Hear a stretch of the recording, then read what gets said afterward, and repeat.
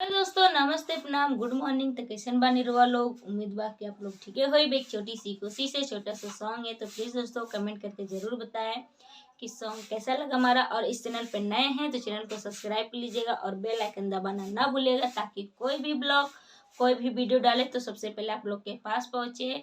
तो प्यारा सा कमेंट ज़रूर कीजिएगा। और आज का सॉन्ग है, कुछ हमारा गला भी ठीक नहीं है दोस्तों।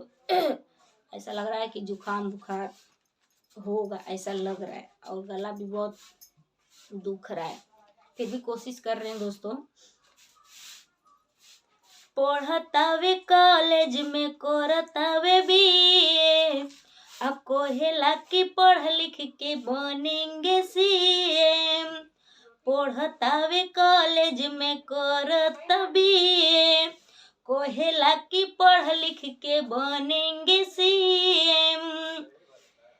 पियता चिलम ना करे रहम, पियता चिलम ना करे रहम, सहता निगम। आ रात भर हाथ में धरावेला कलम, नीचे से ठंडा लागे ऊपर से गरम। एहो जाड़ा में बिगड़ गइल हमारो बलम, एहो जाड़ा में बिगड़ गइल हमारो बलम। पढ़तावे कॉलेज में करतावे बीए, कहेला कि पढ़ लिख के बनेंगे सीएम। पढ़तावे कॉलेज में करतावे बीए, कहेला कि पढ़ लिख के बनेंगे सीएम। पियता चिलम ना करे रहम, पियता चिलम ना करे रहम, सहता निगम।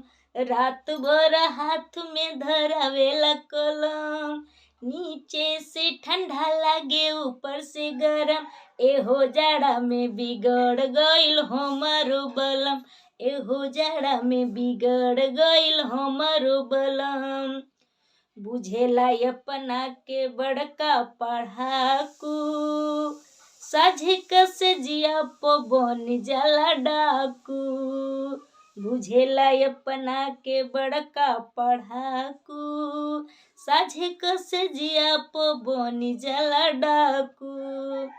नया नया यूज करेला फार्मूला, ओठावा के हमारे बुझेला रसगुल्ला। एहो जाड़ा में बिगड़ गइल हमारो बलम, एहो जाड़ा में बिगड़ गइल हमारो बलम।